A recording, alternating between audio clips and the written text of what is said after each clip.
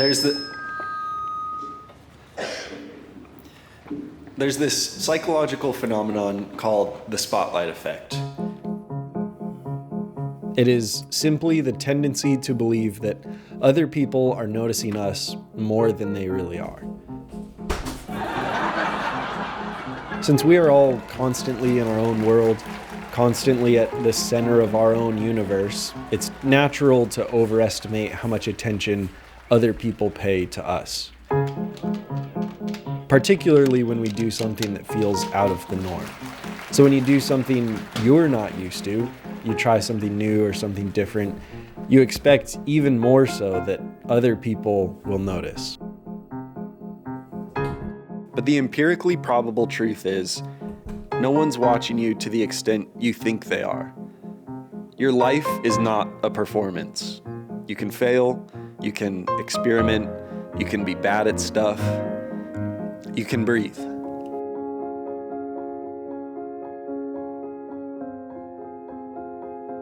It's often said that we're living in the best time to be a creative person. And while I don't necessarily agree with that on all fronts, I do agree in terms of access to creative tools. I recently used the Typock simera-c lenses for a little mini documentary shoot for my friend's brand called No Former Athlete. And this was my absolute favorite kind of project. It was minimal gear, tiny crew, just a no-nonsense project. I was able to carry all of the gear I needed on my back. I had my FX3, I had the full set of these super compact simera-c lenses, and then a tripod, some filters, and a couple mics.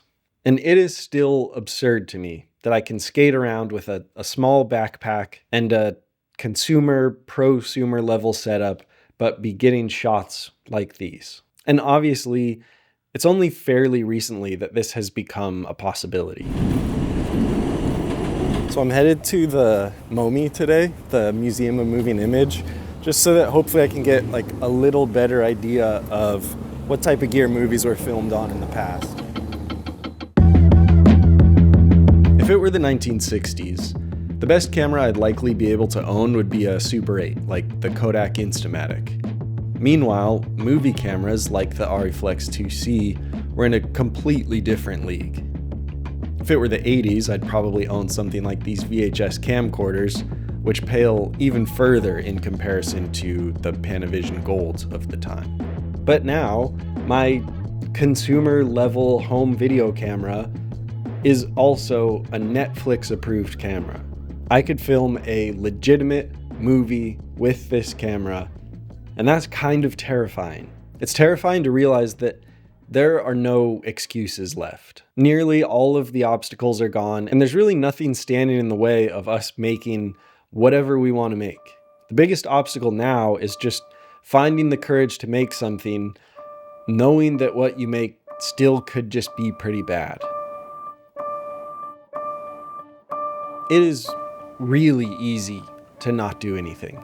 It's easy to stick with what you're comfortable with, to continue to mindlessly scroll into oblivion, and never expend the energy required to even try. In order to ever even be bad at something, you first have to try. So being bad at something is already a win. And if you're anything like me and you worry way too much about wanting your work to be perfect honestly isn't even desirable anymore. We have the sharpest, highest resolutions.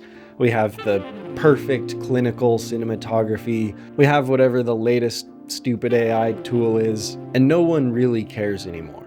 Or at least a lot of us don't care anymore. We crave humanity. We crave imperfection because it is relatable. Imperfection is human. Oh, we didn't get any of it. It's okay. It's okay, I've got this part.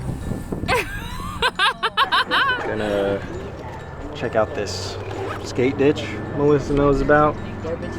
Try and get a shot. Keep the van hidden in these bushes. Where are you, Jake? Where are you, Jake? Got him! No. Actually? That's so absurd.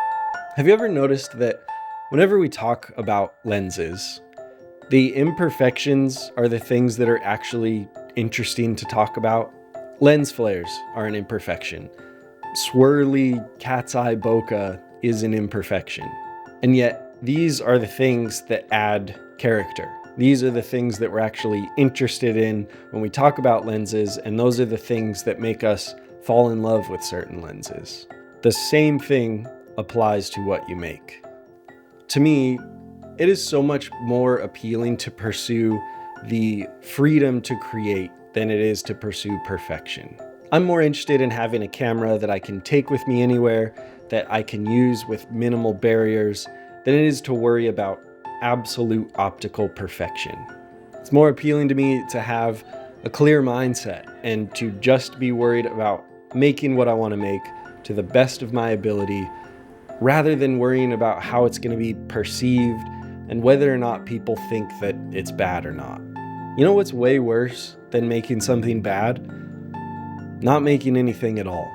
The worst possibility I can imagine is always talking about how bad you want to do something, how much you want to make something, but never even trying.